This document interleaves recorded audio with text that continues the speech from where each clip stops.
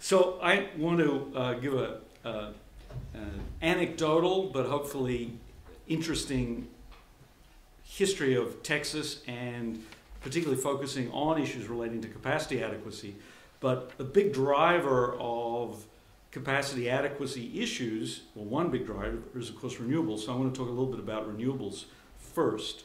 So I'll start with some thoughts, observations about wind integration, and compare the European Union versus the US, but particularly compare the European Union to Texas. And I suspect I'm the first person to ever compare the European Union to Texas. So that will be entertaining. Although some people in the audience have heard parts of this before, I think. Then I'll move on to network planning, which I think is an extremely important and significant issue in the context of integrating renewables, particularly remote renewables, which is relevant to Texas. And then we'll talk a little bit about generation capacity adequacy. So the interesting thing about comparing the European Union to the US is that overall total capacity in the EU and the US is about the same. About 930 gigawatts in the EU, about 1,000 in the US. When we look at wind, though, the EU is doing rather better than the US. About 100 gigawatts of wind in EU, only 60 in the US. And correspondingly, there's more wind energy production in the EU. And this is of absolutely no surprise to any observer of European politics versus US politics and other realities. Fossil fuel prices are much higher in Europe. Although I think Christian's comment at the beginning about carbon markets gives me some pause, my observation in visiting various parts of Europe in various times over the last 10 years is there's a basic acceptance of the need to mitigate greenhouse emissions because of climate change. There's certainly an encouragement of clean tech, and there's a lot of flexible hydro, which would seem to me to be quite important to helping with renewable integration. So for those reasons, it shouldn't be surprising that the European Union would have done a better job at integrating renewables. Having said that, the EU is apparently a little bit behind its target for national renewable energy action plans. Well, if we compare Europe to Texas, there are some obvious differences. I gave this talk in Texas a week or two ago, and when I tried to convince someone that Anders Borg was, in fact, finance minister in Sweden, my straight-laced Texan colleagues were very surprised at the ponytail and the earring. That would not be an acceptable mode of dress, I think, in Texas. A more acceptable activity would be poking your finger out. That's Governor Perry. And Texas is quite different to Europe, as you may be aware. We have low fossil energy costs, low taxes on fossil fuels, in fact, perhaps subsidies. And there's a huge skepticism amongst elected officials about climate change. So a quote from Governor Perry is, "I do believe the issue of global warming has been politicized. I think there are a substantial number of scientists who have manipulated the data so that they will have dollars rolling into their projects," says Texas Governor Rick Perry. I just wish I could get DOE and NSF money just by manipulating the data, right? I mean, it would be so great if I could just doctor the numbers and get money. But that's what Perry says. In Texas, of course, we have a traditional emphasis on the fossil fuel sector, and we have very little hydro, and we have no pump storage. So for all those reasons, you would expect wind to not be, and renewables in general, to not be a winner. In fact, we're so into fossil that the first proven oil in West Texas, which was pumped on this rig, Santa Rita No. 1, actually now sits pride of place at the entrance to the University of Texas. So as you come in from the Capitol, from the state government, come in the street, you will see this oil rig that's been transplanted from West Texas. It was very lucky that it was that the oil was on West Texas land. The legislators gave the University of Texas a bunch of lousy West Texas land, but a few years later it turned out there was oil under it, and for reasons that are inexplicable to me, they were not able to take the land back. So we managed to have got the oil, so that's why oil is important to us. But what's amazing is Texas has the most wind capacity and the highest wind energy production in the US, by far. It's got more than double the capacity of California, right? So California might be a different planet, and it might accept the need for climate mitigation, but it has nowhere near been able to achieve the renewable integration, okay? Which is kind of surprising, and I think is really worth some thought, because there are some lessons that are transferable from that observation and some lessons that are not transferable. So most of Texas is covered by what's called the Electric Reliability Council of Texas, and ERCOT, Electric Reliability Council of Texas, is one of 5 synchronous interconnections in North America. It's the smallest of the 3. Texans, not me, I'm a tiny Texan, but Texans are always wanting to say things are big, right? But in fact, our interconnection is the smallest of the US interconnections. We don't say that very often, but it covers most of the area and most of the electric consumption in Texas, and the ISO operates the market and coordinates operation of transmission. So if we look at Texas, we've got total power gen about 85 gigs, peak demand of about 68. That is driven by residential air conditioning in the summer. And the total installed wind power generation capacity is a bit over 10 gigawatts, which is about 13%, which in fact is comparable. It's more than the EU average. It's less than Denmark, less than Germany, a bit more than Sweden. And similarly, our wind energy production, about 9%, which is the highest of any state in the US. Well, in the European context, the high wind penetration in Denmark is well known, but wind in Denmark really should be thought of as kind of analogous to where the wind is in Texas. And Carlos mentioned that it was in the Panhandle. There's a lot of wind in the Panhandle, but ERCOT currently doesn't extend to the Panhandle. That's the Panhandle there. So the colored area here is ERCOT. But most of the wind that is connected to ERCOT currently is in the western part of Texas, which is the part of Texas which fulfills all of your stereotypes about tumbleweeds and stuff like that, right? That's where that stuff is. Austin doesn't look like that. Austin's really green, in fact.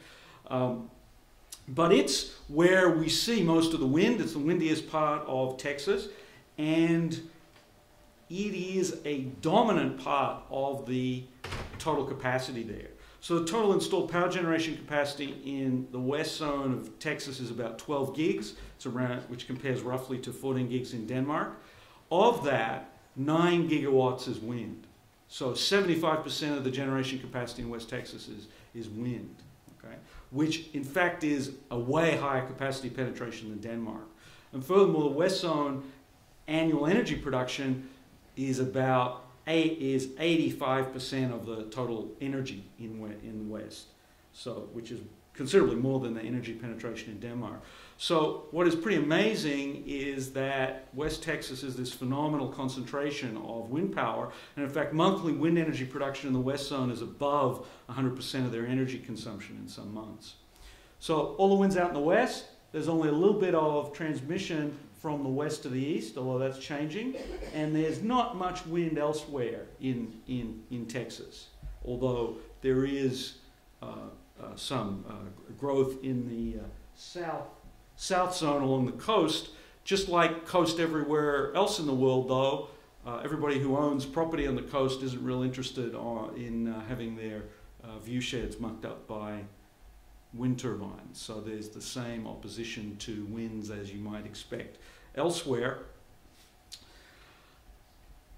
But in West Texas, there hasn't been any such opposition. In fact, wind has grown phenomenally. It's basically gone from nothing in 1999 to 10, 11, 12 gigawatts in the whole of Texas, about 10.5 gigawatts in ERCOT. So how's this happened, right? We've had a huge growth despite any obvious motivation. We don't have high energy prices. There was some expectations of growing natural gas prices around 2005, 2006. That's changed completely with fracking, which is pretty much acceptable in Texas. We don't have climate change policy directives. There's hardly any clean tech industry except in Austin, where the University of Texas at Austin is.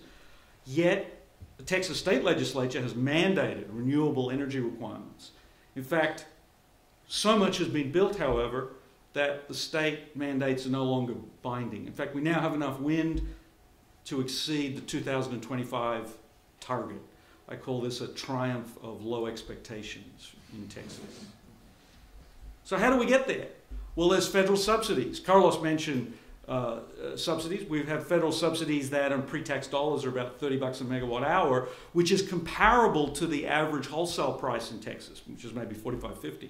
We've had a robust wholesale market, an actually functioning wholesale market where people get to go bankrupt if they don't do a good job. And in fact, one of the largest asset owners in Texas, Luminant, is going bankrupt at the moment. That's the way it is. So it really is a market from that perspective. We've had retail open access since 2002 with certain exceptions. The People's Republic of Austin and the People's Democratic Republic of San Antonio still are municipal utilities that do not have retail open access. But outside of that, we've had retail open access. And new generation entry has been facilitated and encouraged. The whole of Texas has a uniform interconnection agreement that's mediated by the ERCOT ISO, so you don't have a TSO saying, oh, I don't like you. Right? That doesn't work. The interconnection agreements are mediated through the system operator. We have great wind resources in West Texas and along the Gulf Coast, which is why people would want to build wind. And there have been significant state-level desires to foster rural and West Texas economic development. In fact, that's been one of the most important drivers, I think, recently. We have landowners willing to sign wind leases. They have farms that are perhaps not producing much dollar value, and they've been happy to sign wind leases. We have pretty much not a whole lot of not-in-my-backyard opposition to turbines and transmission. I will say that my fellow environmentalists who live around Austin have been the biggest protesters against transmission construction for facilitating wind, because we don't want our view sheds wrecked. But I think perhaps a more important issue is that in the getting started phase of this, West Texas used to be an import-constrained area. The high voltage bulk transmission system was built to import power into West Texas. So this meant that initial wind construction there wasn't in need of large-scale transmission being built. We also have transmission and ancillary services costs effectively socialized. We, of course, don't call it socialized in Texas. That's a bad word in Texas, but that's what we do. But what's missing so far on this description is anything about greenhouse and climate change issues. And indeed, the popular perception is that if you mention climate and greenhouse in the context of renewables, that will actually make it harder to get them built in Texas. Okay? It's not a positive for getting them built. Okay? So it's interesting that against that backdrop, and in contrast to the European context, we've built a whole lot of wind, right? Okay? And as I mentioned, the existing transmission system was a big positive for that, and it meant that only modest local transmission upgrades were needed to get wind online. We had, until recently, wind ramping events, wind die-offs, for example, involved changes in production that were smaller than the amount of reserves we were carrying to cover the largest thermal generation, so it didn't mean we had to carry extra reserves. And although the thermal generation portfolio has changed its operations, we haven't changed our thermal portfolio. So how do we get there? How do we get here? We had the wind, we had transmission, we had landowner attitudes. All of those things are, of course, peculiar to a particular place. We had a market design that facilitated it. That has been something that I think has been very important. Market design and a willingness to embrace new generation assets and new independent generators. That's something that's definitely transferable, although from what Carlos was saying, I don't know that it's particularly transferable, right? Okay. We had a relatively flexible thermal portfolio, although no hydro, a lot of federal subsidies, and then a couple of other things that also made a significant difference. Most parts of the US have federal land on them, but Texas doesn't have much. And wherever there's federal land, that triggers a National Environmental Policy Act review. So our endangered tortoises and turtles and things like that, you can just run them over, the feds don't get in on it, whereas everywhere else you have to pay attention to that issue. And then finally we had a single state regulator. Texas is an island, and furthermore it is not under Federal Energy Regulatory Commission jurisdiction. So there was a single regulator which had jurisdiction over wholesale and retail. In that initial phase, we didn't have to build much transmission. There was a few tens or hundreds of millions of dollars worth of transmission being built, but until about 2007, there wasn't a need to do bulk upgrades. But by about 2005, it was realized that the wind growth was going to require huge transmission upgrades. So the Texas legislature, again, their motivation seems to have been West Texas rural development, initiated a process to designate some zones. They're called competitive renewable energy zones, and build the transmission. The system operator planned the general routing of the lines, and the final adopted plan that was adopted 4 or 5 years ago now was to allow for about 11 gigs of more wind, to allow for about 18 gigawatts in total. The plan has about 180 new lines with over 5,000 kilometers of transmission. Okay? Not only that, we're actually building it. Okay? Most of it's built. It's going to be finished in 2014, okay? Which is astonishing. Now, there are a few things that happened. They came up with an initial price estimate of $5 billion, and it's turning out to be $7 billion, maybe a bit more. Okay? And what's amazing to me, and relating to Carsten's point, was that the design of the plan was accomplished primarily by trial and error, without reference to detailed geographical information. So it's pretty amazing that there was enough empty space out there that they could do that and then build it. Well, a question that occurred to me is why no use of systematic decision support tools? And if you look in the literature, there's a huge amount of academic development of optimal transmission planning for this, that, and the other reason. But there are no commercial optimization tools for transmission network planning, and as far as I can tell, no system operator anywhere in the world actually uses any systematic approaches. Furthermore, there was a compressed timetable for developing the plan. The legislature said, go figure it out in 6 months. You can spend a few person years worth of effort on it. So they spent probably 10 person years worth of effort to design a $7 billion project. Okay, I would call that penny wise and pound foolish. I hope that has a meaning to everybody. But furthermore, there is a difficulty in encoding all the geographical and planning issues into an optimization framework. So there are some legitimate reasons for not using a systematic decision support system. That network planning that Texas has done is rather different to traditional North American network planning, and I would say traditional European network planning, which has traditionally an emphasis on reliability requirements to meet the peak demand. And in Europe, even in Texas, peak demand isn't growing very rapidly. So although that issue is still around, it's less significant these days. ERCOT has actually been able to also build some lines, somewhat uniquely in the US, that are what are called economic upgrades. In other words, to deliver low-cost energy to demand centers. So they have a process in place where they economically evaluate whether or not the savings that they could estimate in dispatch costs would cover the transmission capital cost, and if that's the case, they'll initiate an upgrade. I can't imagine that happening anywhere else in the US or in Europe. Okay? And then CREZ, Texas, and also similar expansions such as the Sunrise Power Link in California are what are sometimes called policy upgrades driven by renewable policy. By the way, the Sunrise Power Link got energized 2012. My calculation is that its cost is about, in dollars per megawatt kilometer, its cost is about 25 times the CREZ cost. So it's just astonishing how Californians can spend money, and I think with the possible exception of a France-Spain interconnector would be the most expensive transmission on the planet. Okay, but maybe you guys can beat it, right? It will not again. Huh? It will not be built, so we will not spend the money. You won't spend the money, right? So that's a good saving. Okay, so my contention is that we need to get better at network planning methodologies because we're going to have a need going forward to integrate renewables.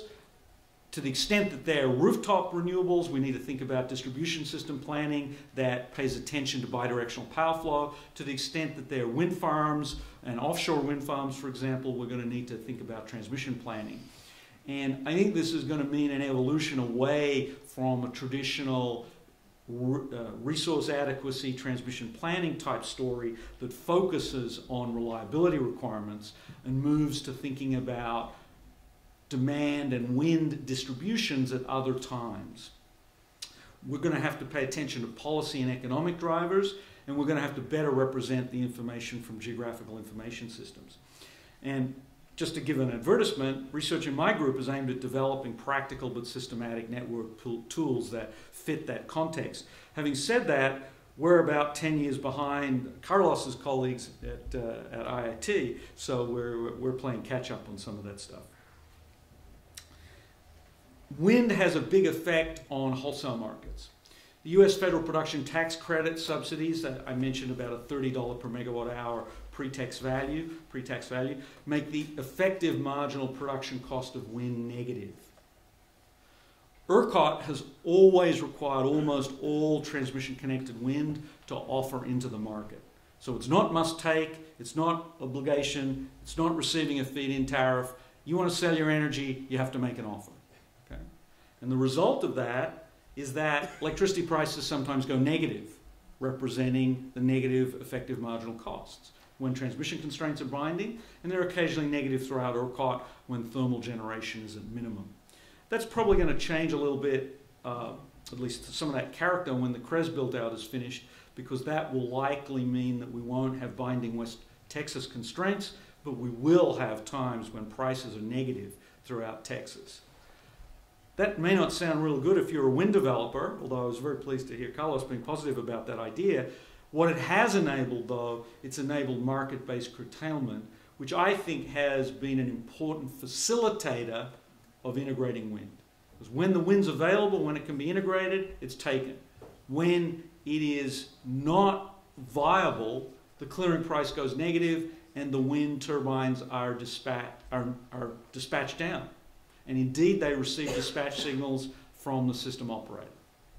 It works fine. It, of course, reduces the profitability of generation investment, particularly wind, receiving negative prices instead of being guaranteed a positive price, and also baseload generation.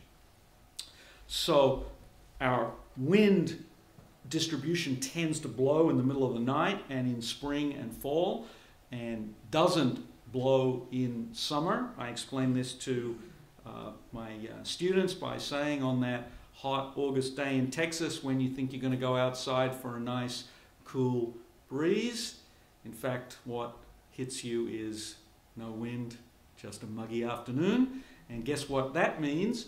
Our 6 to 8 kilowatt residential air conditioning units are all running full blast, okay?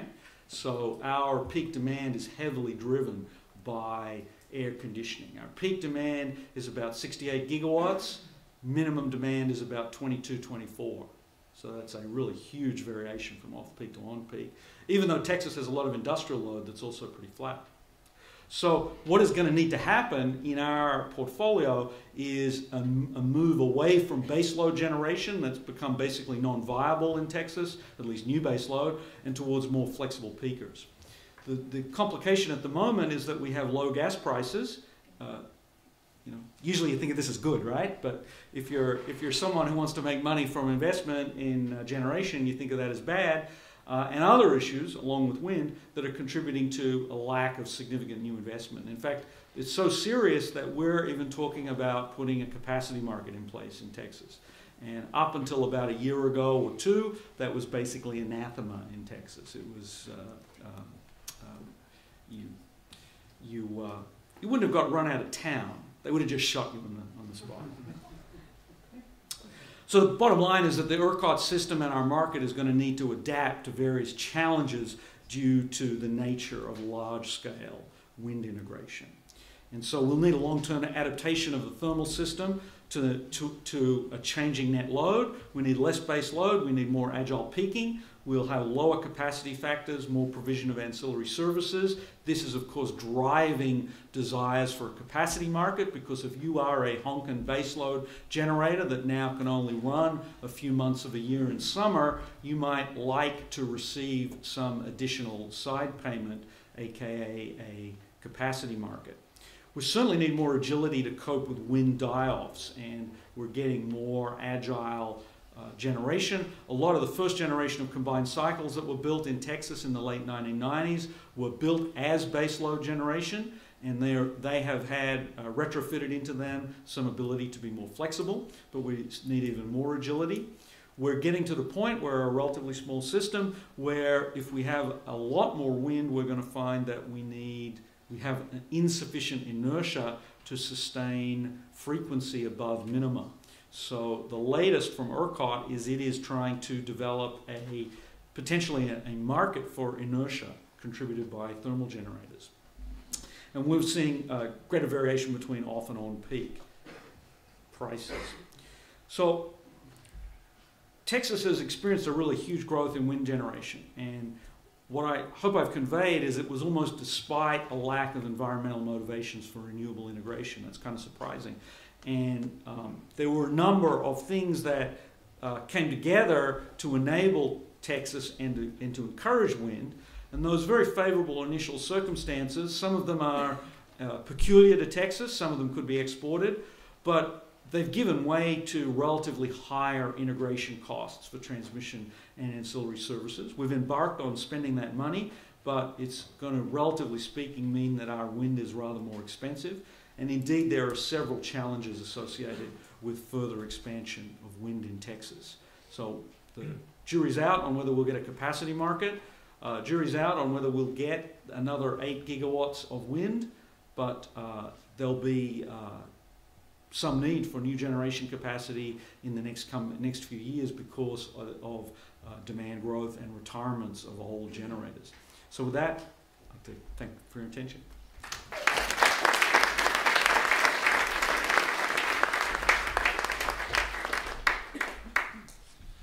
Thanks a lot for 2 fascinating presentations. We've received 15 minutes for a discussion granted from the coffee break or perhaps afterwards. Therefore, I would like directly to pass the word to people in the audience. Stand up, say your affiliation, and ask a question. Thank you. David first. Fascinating talk, Ross. A question. Given all that wind, are you now thinking of interconnecting to the rest of the United States?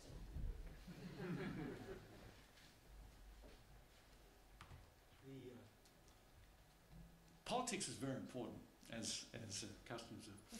Every 10 to 15 years, the Texas legislature decides that it might be fun to integrate with the rest of the United States and embarks on an economic study. My graduate students and I participated in one back in the 90s. And then at some point in this theater of the absurd, they look up the Interstate Commerce Clause again and realize that if they interconnected synchronously, that would get federal jurisdiction into Texas. And at that point, the interest wanes, okay? Having said that, the CREZ transmission is actually going to build lines into the panhandle. So if I could just go back to my picture.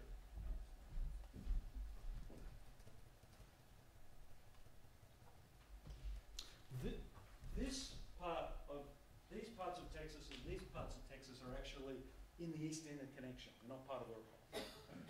But there's a lot of wind up here. So the CREZ is actually going to build lines out into the panhandle. AC or DC? AC.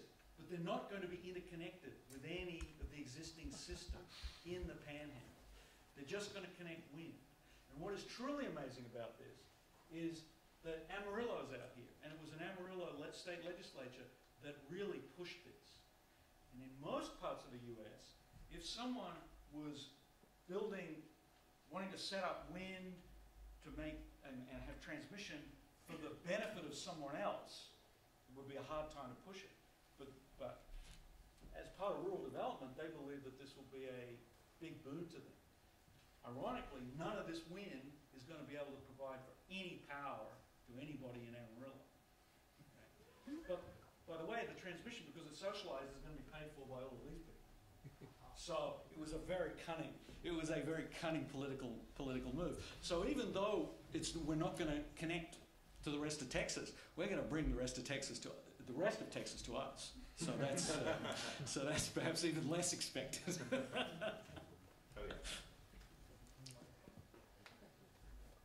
Yeah, thank you also for the very interesting presentations. I have a question to Ross. You mentioned that you are discussing a capacity market. Could you elaborate a little bit more on this, how this is discussed? And a question to Carlos, if you would recommend or give some recommendations to your consultancy job to Texas, what would you recommend? Well, first of all, my postdoctoral advisor said never get between a consultant and his nickel. So I don't think Carlos is going to give me any free consulting. I may be wrong. I may be wrong on that. Well, a good way to figure out what's going to happen in Texas is to look at what PJM did 5 years ago, and then you'll. So Texas often adopts what PJM did five years later. We typically use a different acronym, but it's usually technically the same. So I think the default model that people are looking at is a PJM-like model, right? So, which is similar to New England and New York model. So that's what I think is the likely target, but there is. It's hard to say where it's going to go. The Public Utility Commission, which is the regulatory agency that in principle makes the decisions, usually has 3 commissioners. It only had 2 for a while, and one was against capacity markets and the other one was pro, and the governor appointed a third person who was his chief of staff, former chief of staff. I actually don't know what her opinion is, but she is going to be the tiebreaker. So I'm not sure how to express this in a polite and nice way, but it may not have much to do with technical issues, right? It as always, right? So, Carlos, try hard. No.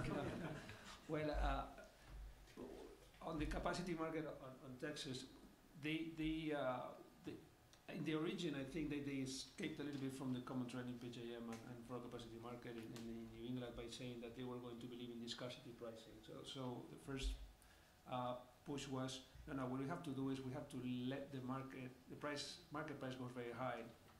This is what the Australians say they do. I don't want to. My comment for them has always been that this is great until you really have those prices, and then somebody is killed, some politician is killed. So my comment for the people in ERCOT sometimes when they talk about this is, it's not enough that the government or the governor or ERCOT says that we are going to have 5,000 and nothing is going to happen, because your investors are not going to believe that this is true. And so the important thing is not what you think you are, is what others think about you. So if the people that has to invest don't trust that you will leave the prices go very high, you better do something. And I think a capacity mechanism has the good thing of kind of anticipating those prices, and it helps. So I think they will finally implement it sooner or later, because as he was saying, prices will begin to rise. They have, I would like to ask also, Ross, they have a huge solar potential in Texas. And solar is going to be much more disruptive than wind. Wind is a joke compared with solar, regarding price dynamics and all these kind of things, and cycling issues for these thermal plants. And when you have that, the peakiness of prices is much higher, and therefore I think that capacity mechanisms will be unavoidable. And one thing I don't have the answer for is that they have also still lots of coal there running, and I don't know what the future of coal would be.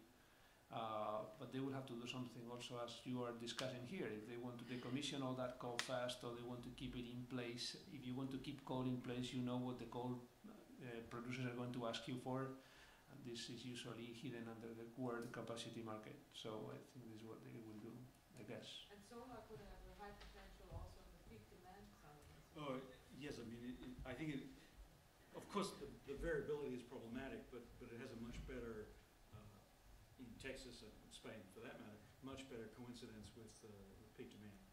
There is one thing on solar that we've been doing for the last year and a half at MIT, that we are running a study that's called the MIT Futures of Solar Studies, very focused on the US, and specifically we were running, or I have been writing the chapter on wholesale integration for solar, and with a case example in Texas. And the main message for these studies are more focused on policymakers, for policymakers in Washington. So you cannot talk about, I mean, not very technical, but the contribution of solar PV in Texas for the peak is extremely weak. So once that you have, if you have a small penetration, it's true, it reduces the peak a little bit, but looking at different numbers, when you have more than 10 gigawatts in Texas of solar, the peak remains the same, because the peak you find it at 8 p.m. in summer. So the contribution of solar, contrary to what usually solar PV producers say, is worse for the prices in the market, because as soon as you pass this 6 p.m., 5 p.m. peak, you begin to have a peak that looks like that at 9 p.m., and this is hard to really deal with generation. When it will happen? So, when it will happen? When? You know.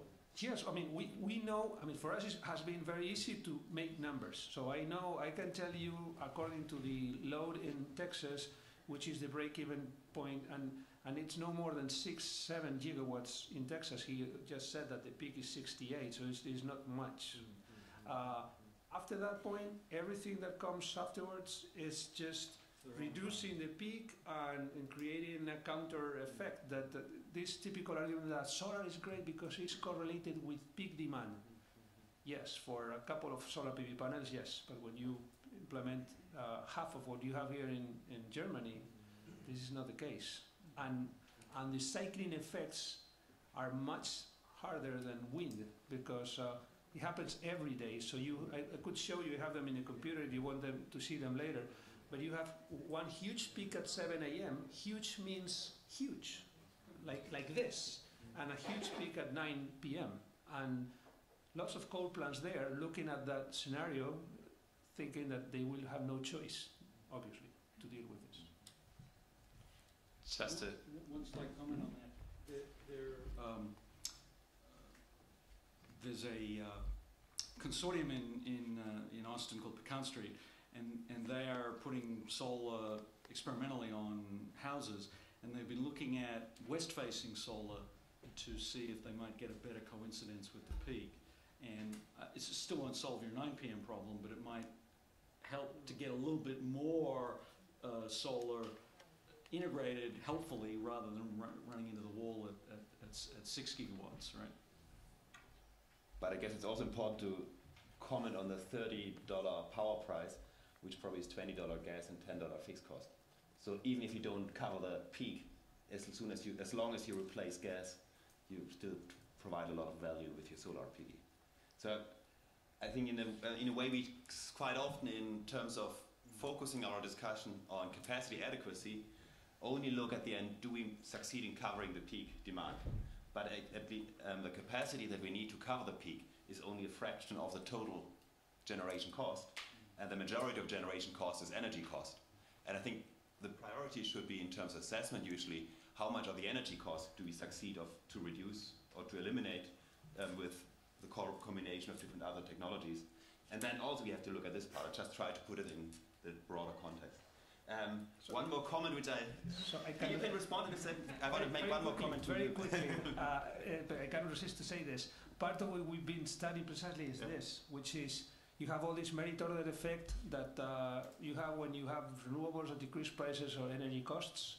But the spectacular thing of solar is that the operation costs begin decreasing, but then start increasing, because the impact of starting up plants, so all the non-convex costs of plants, turns to be much more important than what it is. So it's true that at the beginning you depress prices, but then when you have lots of plants, like 30 gigawatts having to start up for a single hour, then the impact on costs of starting up those plants is so huge. Part of what he was suggesting on O&M costs, so how they were thought to be base load, and now you have combined cycle gas turbines starting up for one single hour, that this energy production price changes a little bit. Not to mention the carbon dioxide. Certainly a set of topics where I still feel we need to do more analytical modeling parts on the European side, partly to show the benefit of the system integration, which can reduce part of that. And we don't have the interstate connections. But also partially to look in terms of what does this mean for our current power market design, where in the bilateral intraday arrangement, I think to meet these kind of ramping periods is going to be a lot tougher than what you can do in the complex bidding arrangements in the US. But back to the next question. Thanks for such a lively discussion. I'm Luis Boscana. I come from Copenhagen Business School, and I'm obviously interested in wind energy, coming from Denmark. So I have a question in relation to your market-based demand curtailment idea that you mentioned. Could you please elaborate? It's actually with Professor Baldick. Okay. Yeah, it's in relation to your market. You mean market-based curtailment of wind? Yes, that's correct. That's correct. Yeah, I'm quite interested in knowing a little bit more about that. What are the potentials of designing an effective market design for that, and what experiences can you mention? What are your ideas in relation to that? Thanks. So, the bottom line is to sell your energy, you have to offer into the market. You a wind farm offers in a schedule of prices versus quantities, and ERCOT also telemeters from you each interval what your max wind production would be. So basically it dispatches you somewhere somewhere between 0 and what the telemetered wind speeds would allow you to do based on your offer curve. And if there's a transmission constraint, they might dispatch you down below your maximum production. If there's not, generally speaking, your offers will be competitive or better than most of the other thermal units, and so you'll be fully dispatched. So it's quite straightforward. It requires the wind player to participate in the market. I mean, that's the requirement. No special gifts or rules for anyone. However, there is a special rule. You get to have a variable maximum production, and you're not penalized for that. Very quickly, in the European case, we would need a special rule, which would be removing the special rule we have now. Yes. And I was just saying that currently now, you take the case of Germany, so the TSO has a mandate to allocate as much renewable production as technically possible without harming the security of the system. This is the rule. This is what I was saying, that is called priority of dispatch, but in reality it's obligation of dispatch. Because it could happen that a generation plant, thermal one, would be willing to pay a windmill to stop to avoid shutting down the plant and starting up again the next day. And this is not possible in Europe currently now.